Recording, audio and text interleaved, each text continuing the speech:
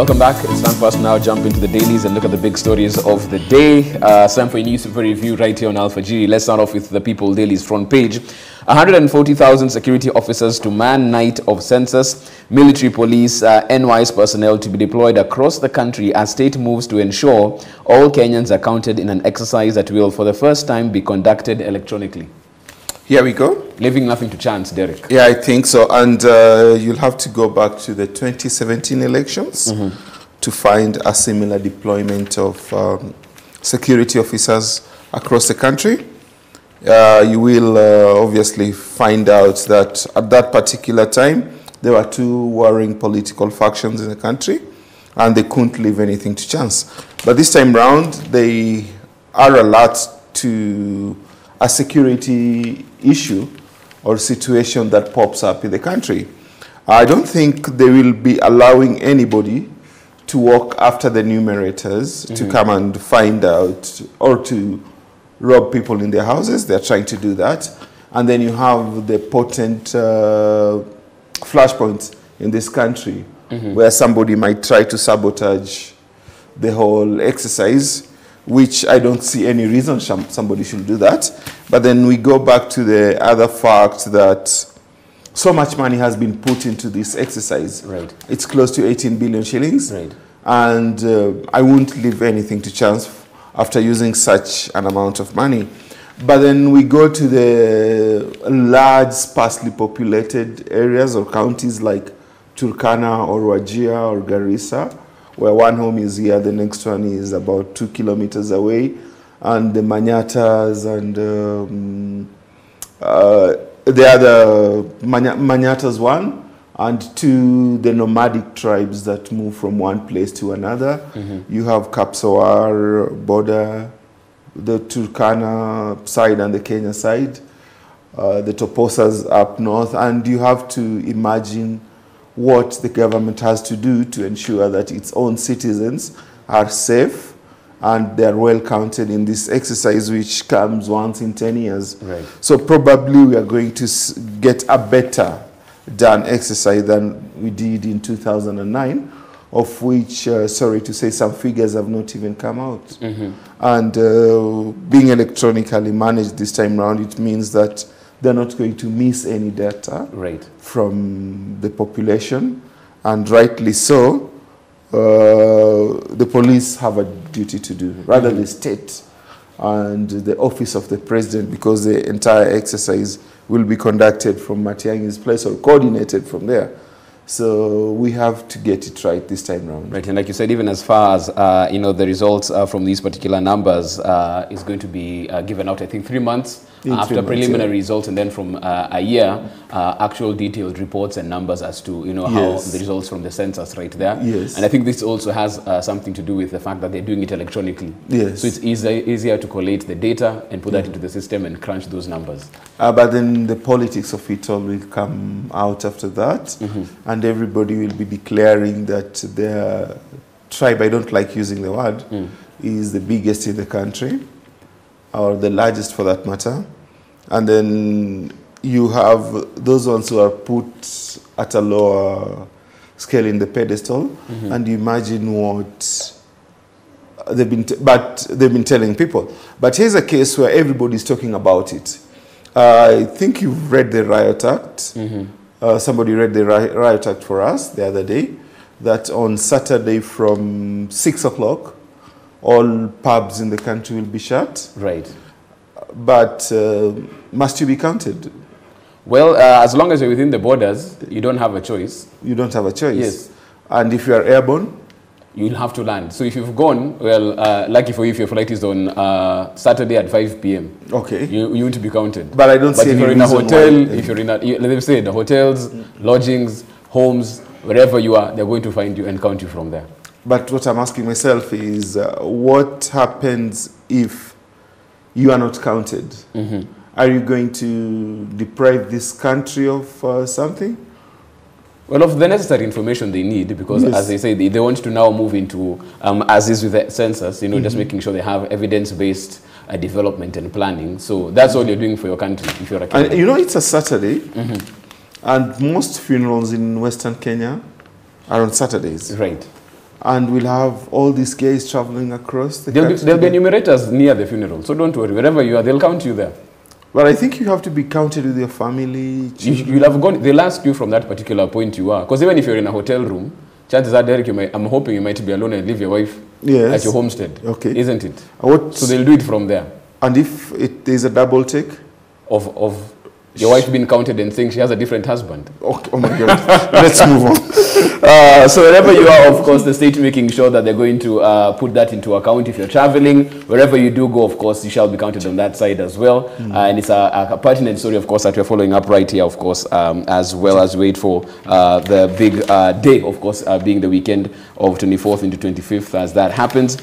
Moving on to page 2 of your People Daily, of course, as you can see there. Love with Linturi brewed in Waiguru ouster plot, says Marianne Kitany on this one. An interesting story as to how this particular relationship grew from an ouster plot. Who would have thought romance would have been found right there? Yeah. This one is one of those interesting bits that we have in a divorce case. And so many people air their dirty linen in public, and it's not a very good read at all. And these guys have told each other everything they can in a divorce case so many times. Yeah. And Kitany and Linturi have just made sure that everything is known to the public. Right. And they have dragged in Waiguru's name in a very spectacular way on a day that Kafura was also appearing in court for a second take of the case, the NYS one. So we definitely seeing, or somebody is trying to tell us where they were on this particular day. And as you say, the census counts. Maybe they could have been counted there, and nobody can tell us that now at the moment. But here we are.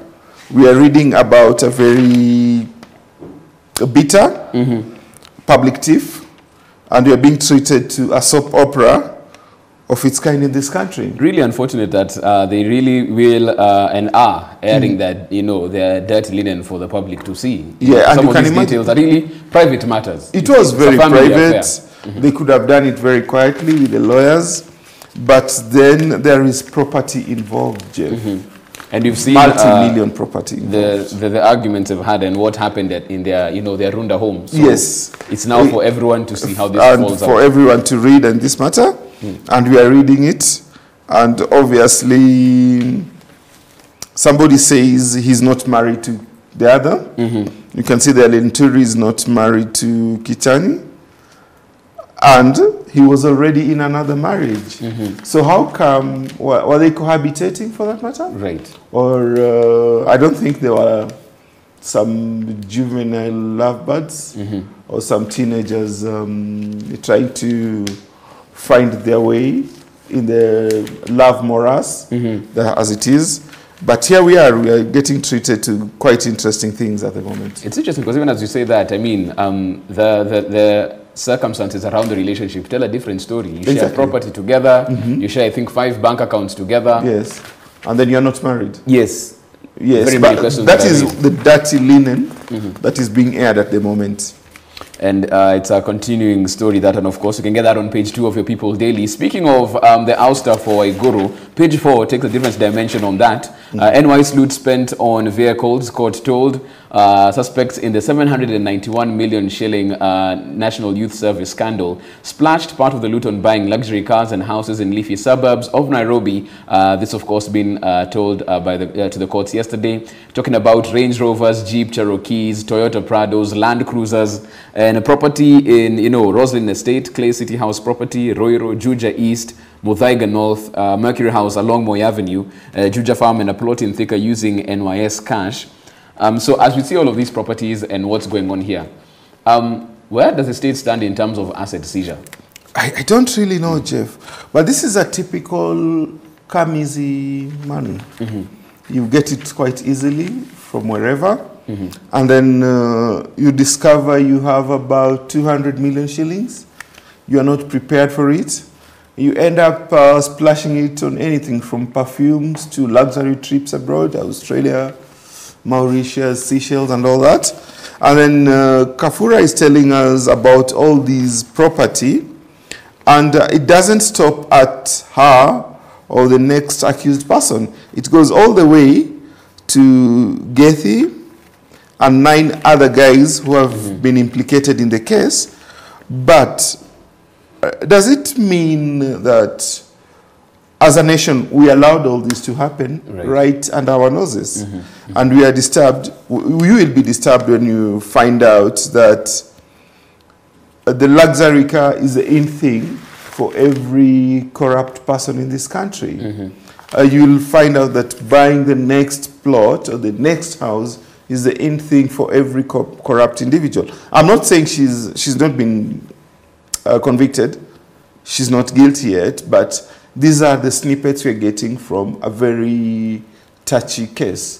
It's a case that is going to capture us or captivate us for the next 2 or 3 months, because we've been talking about them for the last 2 or 3 years, and today we are putting the bone on the meat to find out what happened where. And for obvious reasons, Kafura decided to spill the beans, if that was an affidavit. But then the prosecution says that. But there is that affidavit that was signed some time back that implicated so many people.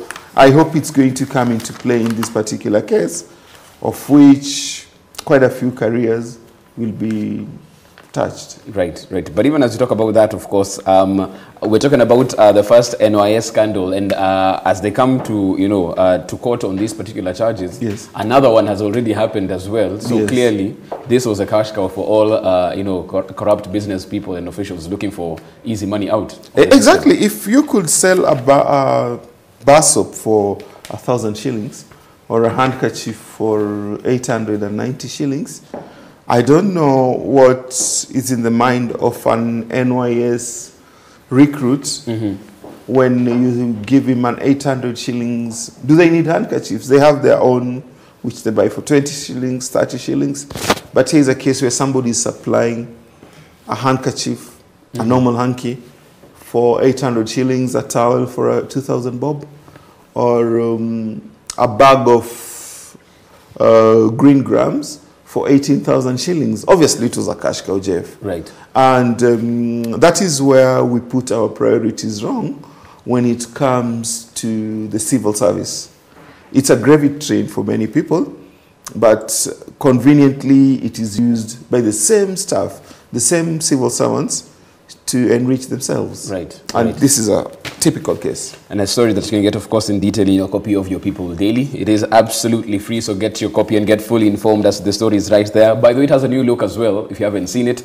So get yours and get fully informed with that as well. We move on from the People Daily now to the Daily Nation. Front page of the Daily Nation, cancer vaccine rollout on course despite protests. 2 weeks to start of vaccination drive, doctors affiliated to Catholic Church release a report voicing safety concerns and questioning age of uptake, but the government and its partners say initiative is the best insurance against cervical cancer.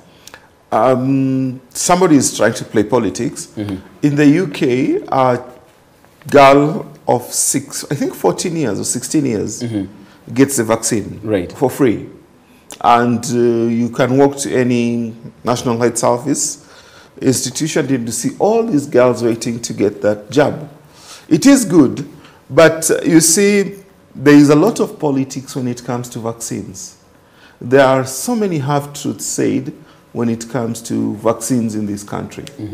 We always hear about it when the polio campaign starts, when you have the malaria campaign, you still get it. And I'll be surprised if there was no politics around that one. But unfortunately, some of our medical guys tend to take very little respect for other people's views. And as the Nation rightly says it, it's about to be rolled in 2 weeks' time, in a fortnight, And what a time for somebody to bring politics into it. And somebody has yarned a story probably which will not hold water, But then the simple fact that he has raised concerns about it means that there'll be a lot of politics around it. And with any epidemic reaction in this country or in this world, Ebola thing, we still have people not accepting that we should be getting these vaccines. So we will understand the politics around it. It's our duty to report about it. We've reported, but then the politics around it will stay with that for a long time. And Derek, even as we talk about what could be political, or even putting the politics aside, because we have the Kenya Catholics Doctors Association. That one has to be there. Catholics will always talk about it. And they're talking about the fact that they don't understand why such young girls are getting a vaccine for something that is sexually transmitted. So they're talking about girls between 10 and 14 but from getting 14. this particular injection. Can they get it when they are older? That's the question that they're positing. But then as far as this vaccine is concerned. Oh, sorry to interrupt you, Jeff. The thing is, we have a situation in this country. It's a social situation, a social vice that we need to cater for. As we have seen some areas, as young as 14, we have girls pregnant or actively involved in sex. We have to look at it from that angle. I won't go for the 10 years old, or the 10-year-olds for that matter, but I will think of 14 years, 16, when puberty kicks in, and we have to tackle such a serious situation. And the researchers, I remember reading it from one of the top unis, they said that from 16 years, it is advisable to have that cancer jab. And you can imagine the number of people who've died of cervical cancer in the last few years. And this is something they're trying to stop. And obviously, we need to think about it as a nation, or as society, because at 14 years, you have a girl who is actively involved in sex, and she lives in a far, far remote area, and she might not even know it's cancer, but it's good to prevent it. You and I got polio jabs, and nobody stopped us from doing it. But then that's the situation. As far as is concerned, the government says it's all systems go. The World Health Organization giving it a clean bill of health as in terms of the vaccination that is, and says it's the best way to move forward. And get the details of that on page 5 of your Daily Nation. Still on the front page of the Daily Nation, very quickly before we move on, Judiciary sued over controversial lease. Now, there's a controversial, case going on right now surrounding a building leased out to the Judiciary 7 years ago, has come back to haunt the Chief Justice David Maraga. Now, a man has filed a petition seeking to have the CJ removed from office for failing to constitute a bench to hear a pending lease round. The lease, we've heard about that story for several years, but I think it's part of the reason why that lady was kicked out. I don't want to preempt it, but there is a women rep who was kicked out because of a lease somewhere. Could it be the same? Well, as far as this case is concerned, it's squarely to do with the premises in which the courts are. Yes. And it seems like someone has been dragging their feet. Yes. And that's why they want the CJ to, from the petition, that is to have the CJ removed because of, But he should have acted first. The case, so to speak. He should have acted first. And of the former CJ should also be dragged into the thing. Right. And the former registrar, from what I gather. But, Jeff, how much do we lose in these leases? Why should we lease a property for the judiciary? And I understand they have so much space in their courts within the city that they don't even know what to do with some of them. And why should the CJ, actually the custodian of the judicial process in the country, be dragged into such a case? I don't see any reason why we should drag the CJ. He's high up there, and probably it's under his watch that things did not go right. I'll accuse him for that. But the judiciary should also be telling us why they don't get some things right. Okay, and of course that's a story that you can get in the Daily Nation. Quickly look at the Standard's front page. Kenya tops world's law of the jungle list. This is a bitter truth according to the Standard. Kenya performs poorly on the rule of law, which has been tainted by impunity, corruption and insecurity, this report says. In terms of the ranking in the World Justice Project, we are at number 101 out of 126 countries in the report. To me, we should be 125 or 126 because we tend to disregard the law and we go against our own constitution. And probably the writer or the editor of that newspaper found the best heading for it. But Jeff, you can imagine where every politician or every single civil servant in this country at times does not regard the law at all. We should be up there, but obviously we have our civil servants or the custodians of our law who are not doing the right thing, Jeff. And the law of the jungle is right because the other day we saw somebody going to stop a policeman from doing his work in the Mau. And that is a learned lawyer, a top lawyer, went to one of the top universities in the world, but he could still stand up and say, you are not going to do what you are doing here, if we go back to the Narok issue. And as we talk right now, somebody says, the president says, okay, can you agree on this amount to be allocated to the counties? And somebody, probably a lawyer, a top lawyer, says, no, we are not going to do that. And they have to haggle about it for a few days. Currently, we don't even respect our own law. It's a story that can get, of course, in detail, because you can see as Derek goes, he can enumerate very many instances, of course, where the law of the jungle has been flouted, so to speak, and you can get that in your copy of the Standard. Quickly, we have a minute to go looking at the Star's front page. The company is given 900 acres railways land, EACC to grill top Kenya Railways bosses over suspicious allocations. 27 firms, including one linked to the Joho family, got plots right there. And that's an issue they want to get into, of course, as the grilling continues at the EACC. Oh, yeah, my God. Kenya Railways is a story too. I think we can fill a whole newspaper if we start writing the stories. We can write them for, I think, a week, pad them up and get a very good copy for that. But the impunity, just like the other story says, or the law of the jungle, we've seen so many things done to the railway property. We've seen people come to a railway land, change the deed papers, go to the commissioner of lands and get a title deed for that. And it starts from Mombasa all the way to Butere, where the old railway stopped. And in between that big tract of land, so many people have been allocated land for political reasons. And so let me give you an example. Politically connected speculators are getting into this. Because of time, we'll have to rush it. I'll give you half a minute. Yes. You saw the other day, Oburu Odinga was allocated land in Kisumu. Jakoyo Midiwo, his cousin, was also allocated land in the railway land in Kisumu.